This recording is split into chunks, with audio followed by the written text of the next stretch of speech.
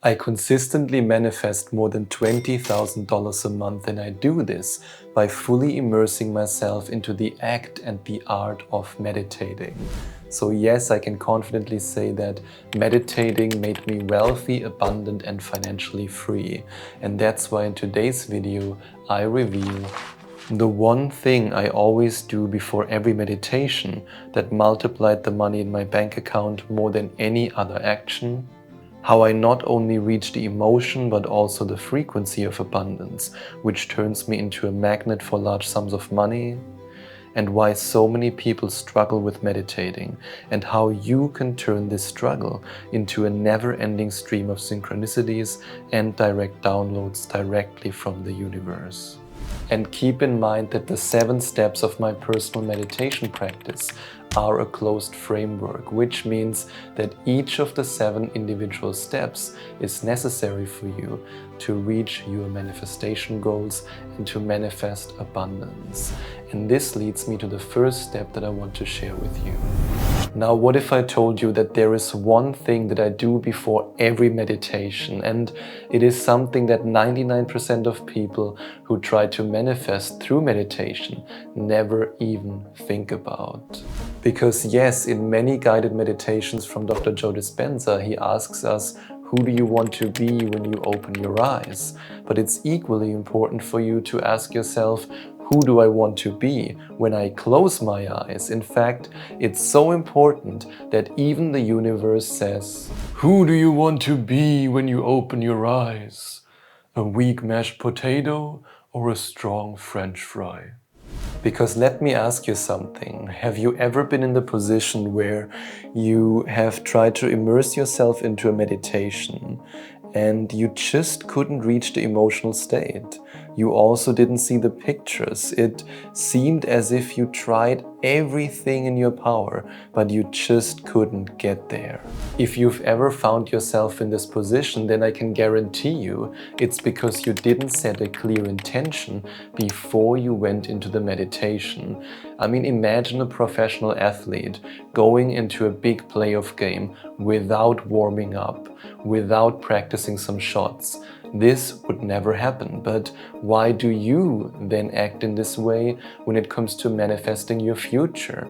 A clear intention can make all the difference before you even sit down to meditate and before you close your eyes. And that's why Neville Goddard said the following words in Seed Time and Harvest.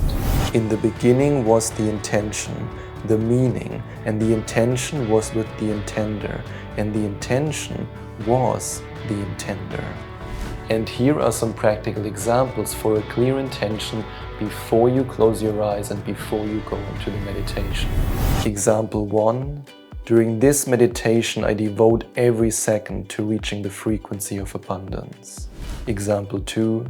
During the next 30 minutes, I do my very best to feel what it really feels like to make $20,000 a month, and I will not give up until I reach this feeling. Example 3. During this meditation, I immerse myself into the picture of what it would feel like to have the freedom to travel all around the world indefinitely. Because if you do this, then you will feel like this. I shall conquer, I shall prevail, I shall meditate. And that's exactly how you want to feel right before a meditation in order to then fully immerse yourself into the imaginal act and to draw the experience back to you with the elevated emotion. Because in awakened imagination, Neville Goddard says, as we control our inner talking, matching it to our fulfilled desires, we can lay aside all other processes. Then we simply act by clear imagination and intention. Now compare these intentions that I shared with you with mindlessly going into the meditation and saying to yourself, oh, I'm going to try to feel the abundance, oh, let's see how the meditation goes.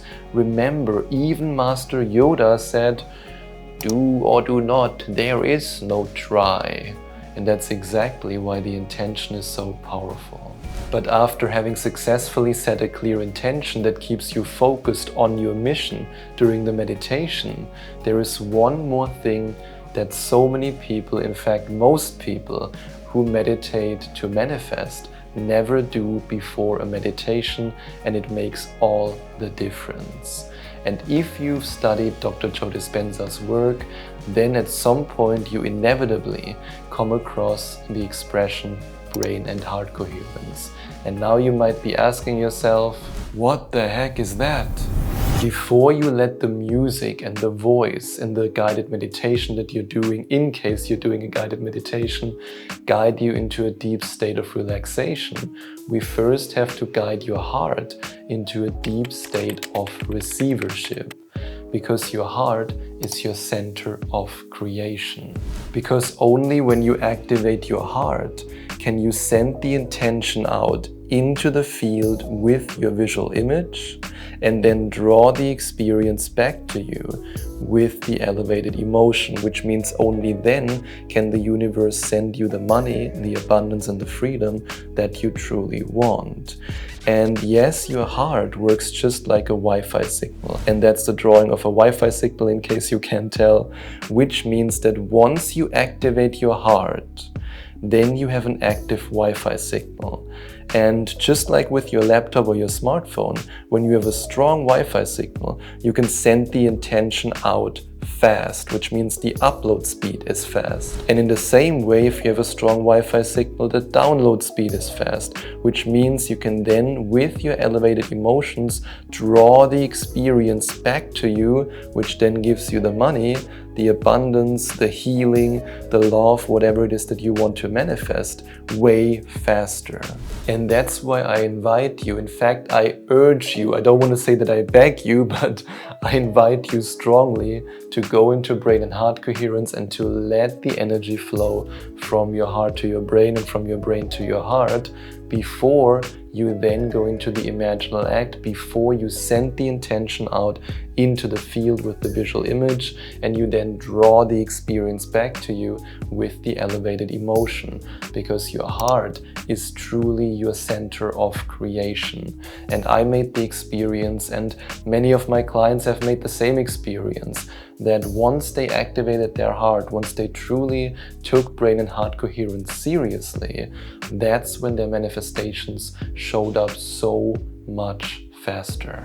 And on top of that, by going into brain and heart coherence, you also focus on the present moment, which can be incredibly helpful in case your mind convinces you that your left butt cheek is hurting and that you have to get up from this meditation.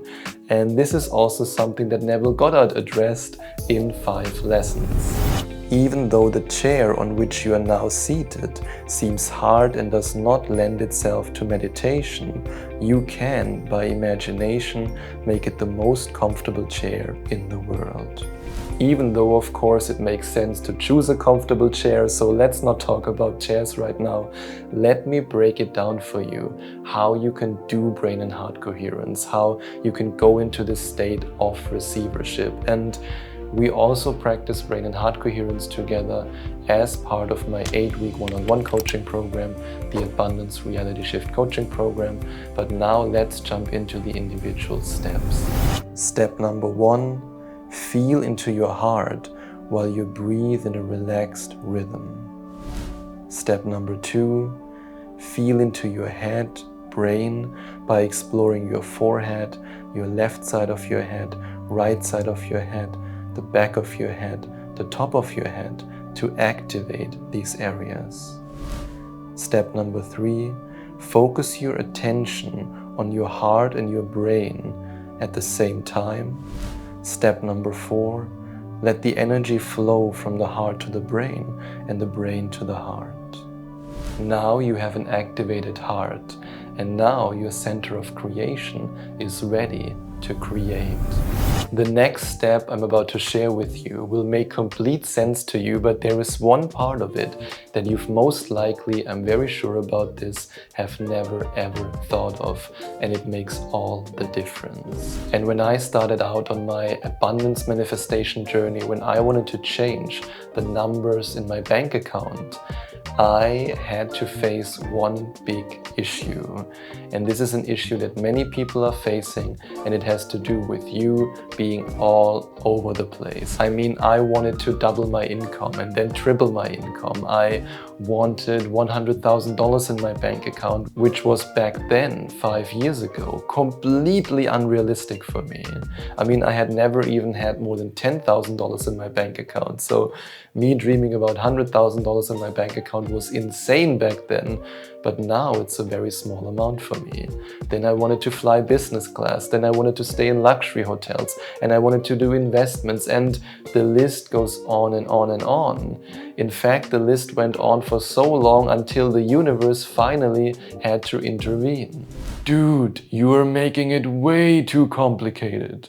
Remember what Neville Goddard said in Out of This World. Experience has taught me to restrict the imaginary action, to condense the idea which is to be the object of our meditation into a single act, and to reenact it over and over again until it has the feeling of reality. Otherwise, the attention will wander off along an associational track, and hosts of associated images will be presented to our attention. So yes, this step is about visualizing, but it's not about visualizing 100 potentials. It's about visualizing 1 to 2 potentials. And even though in your mind you might be having 3 potentials floating around, I would for now eliminate 1, focus on 1 to 2 per meditation, and then do another meditation where you then include the sports car.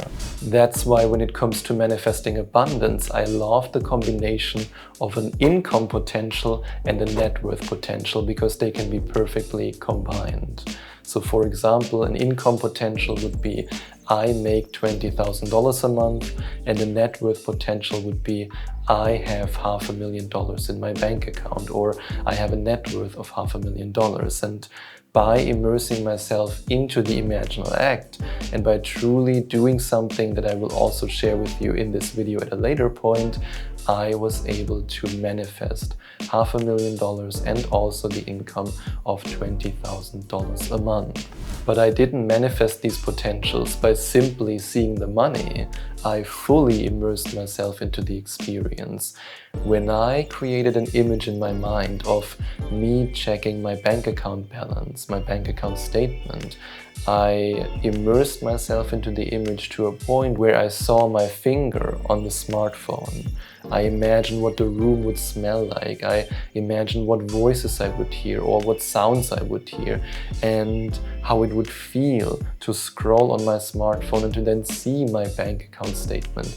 So I fully immersed myself into the imaginal act, because Neville Goddard said in Out of This World, in your meditation, allow others to see you as they would see you, were this new concept of self a concrete fact.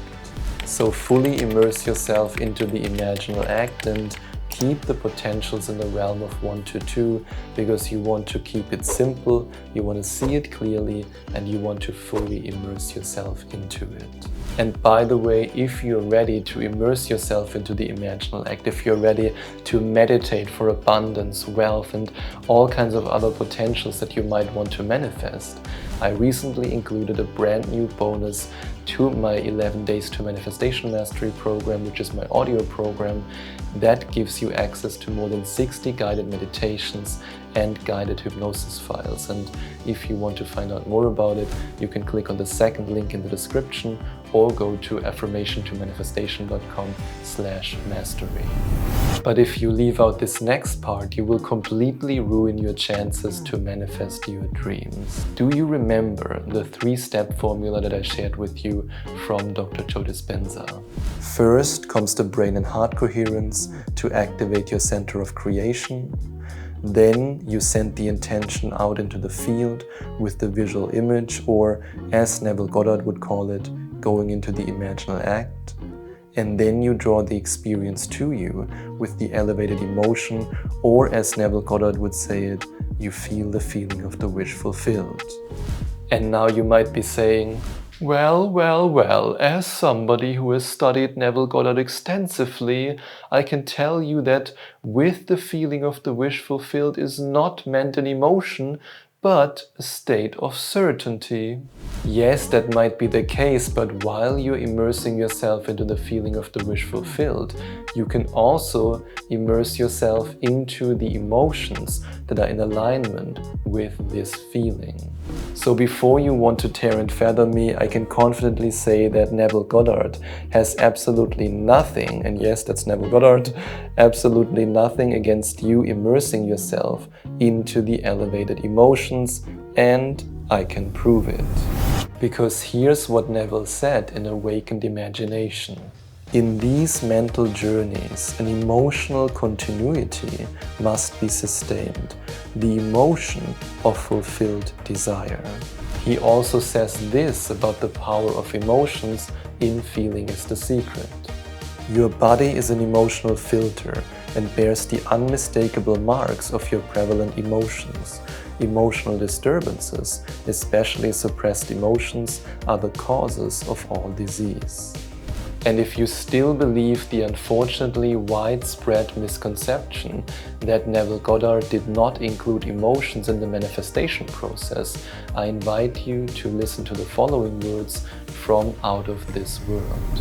If we could become as emotionally aroused over our ideals as we become over our dislikes, we would ascend to the plane of our ideal as easily as we now descend to the level of our hates. So become emotionally aroused. The universe wants you to be emotionally aroused. Now, what are some emotions that somebody who wants to manifest abundance would feel in a deep meditation? For me, it's a combination of 3 emotions. First, we have gratitude, then a love for life, and then freedom. And here's why. As Joe Dispenza always says, gratitude is the ultimate state of receivership, which means that if you enter a state of gratitude, you are automatically in a state of receivership, and you can receive ideas, receive downloads, receive opportunities, and of course receive large sums of money. Then we have a love for life.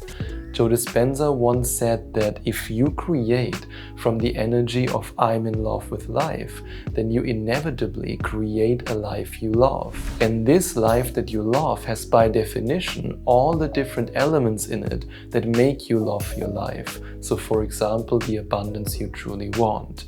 Now what about freedom? For me personally, abundance means freedom. The freedom to do what I want, whenever I want.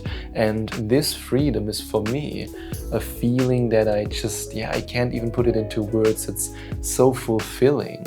But for other people, it might be safety. So what is it for you? Comment down below and let me know.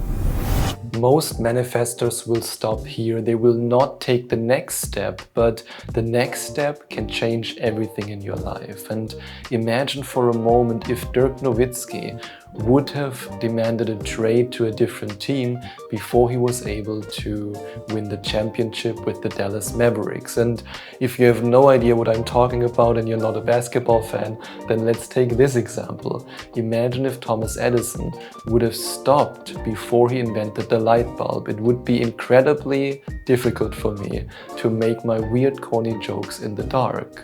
What do you call a pig that does karate? A pork chop.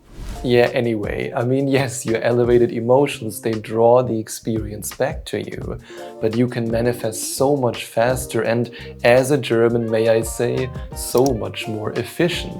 Because you want to reach a state of perfection when you're manifesting, right? At least Neville Goddard wants you to reach this state.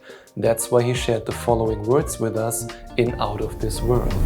I know the vision was the result of my intense meditation upon the idea of perfection, for my meditations invariably bring about union with the state contemplated. So we already created brain and heart coherence at the beginning of our meditation process. And what I now invite you to do is to focus again on, yes, you guessed it, your lung. No, not your lung, your heart.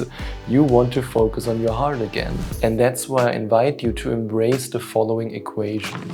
Activated heart plus elevated emotion equals frequency. And here's what that means in a practical context.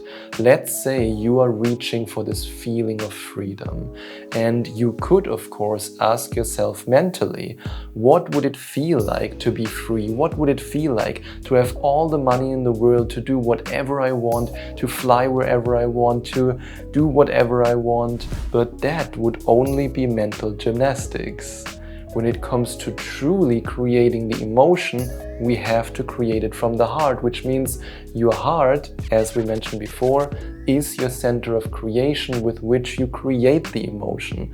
And that's why I invite you, while you go into the elevated emotion, to place your physical awareness again, just like you did it in brain and heart coherence, on your heart. And then you maintain your awareness on your heart in order to then send the intention out into the field and to draw the experience back to you with the elevated emotion. Because when you are truly tuned into your heart, your intention can be sent out so much faster, and you can feel the emotion. You can feel the elevated emotion so much stronger. And then it's no longer a mental process of thinking the emotion, but you truly feel it in your heart. Whereas this person, on the other hand, who has not activated their heart and who do not focus on their heart while they are feeling the elevated emotions, the signal only reaches up to here. It doesn't reach the universe, which means the universe cannot send this person any abundance, love, or health back. And once you start meditating like this, once you truly tune into your heart and create the emotions from your heart by placing your physical awareness on your heart while you feel them, you will feel the freedom, the gratitude, the love for life more intensely than ever before. And that's why Neville Goddard said this in 5 lessons. Another thing you may observe in meditation is a lovely liquid blue light. The nearest thing on earth to which I can compare it is burning alcohol. That flame is the nearest thing to the blue light which comes on the forehead of a man in meditation. And yes, I've experienced this blue light and all kinds of other mystical experiences and overwhelming emotions while I was tuning into my heart. It truly is a game changer. Now the next step has to do with your left butt cheek. Yes, the same left butt cheek that we talked about before, because do you remember how before we went into brain and heart coherence, you for a moment felt the sensation, my left butt cheek is hurting. And then we went into the meditation. Now what happens, and it happens to the best of us, when during the meditation, while you're already deep in the meditation, all those different sensations and thoughts are coming up. Did I close the fridge door? When do I have to send this email again? My left butt cheek is really hurting. Or maybe you even break rule number 1 of successful manifesting and you start asking yourself, how can my manifestation possibly arrive? Remember what Neville Goddard said in At Your Command. Do not question the how of these things appearing, for no man knows that way. That is, no manifestation knows how the things desired will appear. Consciousness is the way or door through which things appear. Now, what if you're experiencing one of the following things during a meditation? You think about some random stuff, a bill that you have to pay or an email that you have to send, or you think about your left butt cheek and then you realize that you might at any point in time have to squeeze out a fart that is so loud that your neighbors will call the police. Or maybe you are in this moment while you're immersed in a meditation, at some point asking yourself, how will my manifestation come to me? Nah, come on, let's be realistic. Manifesting? No, that won't work. Now here's what you have to do in exactly this situation. You have to resist getting pulled back by the old self. Because the old self wants you to fail. The old self wants you to come back with it. The old self puts all these thoughts in your mind, all this doubt of when will it happen, how will it ever happen, my left butt cheek hurts, and oh my god, I have to pay these bills, and what the heck is going on? That's your old self pulling you back. And here you have to resist. And the most important thing you can do is to not assign any meaning to these thoughts, to these sensations. You just become aware of them. And just like somebody who, for example, wants to quit smoking, you will realize that once you sit with it for 60 seconds or 90 seconds, then these sensations and these thoughts and these feelings will get less and less and less powerful. And the more you can step into the belief, and this is a belief you have to embrace, that your manifestation will materialize despite these thoughts, despite these sensations. I mean, every now and then I also sit in a meditation and I think about something completely random. Then I sit in a meditation and my left butt cheek hurts a little bit. So yes, these things happen to me too, but I don't go down this path. I don't assign any meaning to them. I just sit with it, just like I said, for 60 to 90 seconds. That's usually when these feelings and these thoughts then slowly move away again, and then you can focus on your meditation again. And this is something that you have to do. And if you truly believe that your manifestation will materialize despite these sensations, despite these thoughts that might try to distract you, despite the old self trying to pull you back, then it's inevitable that your manifestation will materialize. Because in Your Faith is Your Fortune, Neville Goddard shared the following words with us. When this belief is so firmly established that you feel confident of results, your desire will embody itself. How it will be done, no man knows. And that's when step number 7 of this meditation framework will change your life forever. Now, what if I told you that this last step is all about joyfully anticipating and not begging with hope? I was looking for them. I was looking for them everywhere. Where are my signs? Where are my synchronicities? When will they come to me? I was kind of like Gollum searching for its precious, my signs. That's how I was basically at the beginning of my manifestation journey. I was obsessed with the signs and synchronicities that everybody was talking about. So before your bank account statement can change and before you can double, triple, or even 10x and 20x like I did your income, you have to make one important realization. And here I have to ask you an uncomfortable question. Does the act of searching for and looking for signs and synchronicities indicate that you are 100% certain that these signs and synchronicities will arrive in your consciousness and in your reality? The answer, unfortunately, is no. As long as you are searching for, as long as you're actively, all the time, obsessively looking for signs and synchronicities, you are sending the signal out into the field that you don't feel as if you already have what you want, because otherwise you wouldn't be looking for these signs. You would instead joyfully anticipate them, which is very different from looking for them, searching for them. Because when you joyfully anticipate them, that's when you say to the universe, I am ready. I am ready to receive these signs. I am ready to receive these synchronicities. And the universe then says, I am proud of you. And now you are in a state of receivership because you know that these signs and synchronicities are already a part of your reality. You know that they will arrive. That's why you joyfully anticipate them. And then the bridge of incidents can be built for you. That leads you directly to your manifestation, just like Neville Goddard described it in Seed Time and Harvest. The spiritual body, on its return from the imagined state to its former physical state, created an invisible bridge of incident to link the two states. Now the universe can give you all the signs, all the synchronicities, all the direct downloads, all the coincidental meetings, I don't believe in coincidences, and all the amazing opportunities that lead you so easily to your abundant dream life. And in The Power of Awareness, Neville Goddard said, "By this is meant that instead of your experience resulting from your past, it now becomes the result of being in imagination, where you have not yet been physically. In effect, this moves you across a bridge of incident to the physical realization of your imagined state."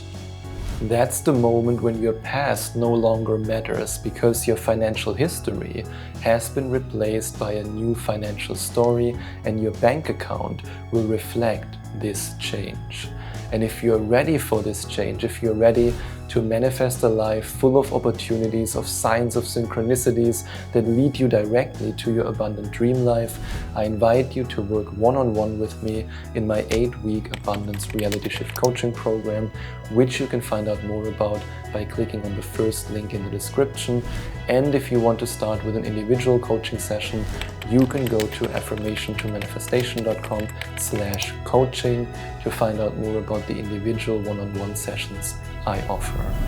And now you know exactly how to manifest abundance during a deep meditation, but nothing in your life will change until you change. And in order for you to change, you have to change your self-concept. And that's why I invite you to watch this video next, in which I share with you exactly how I manifested $500,000 by changing my self-concept.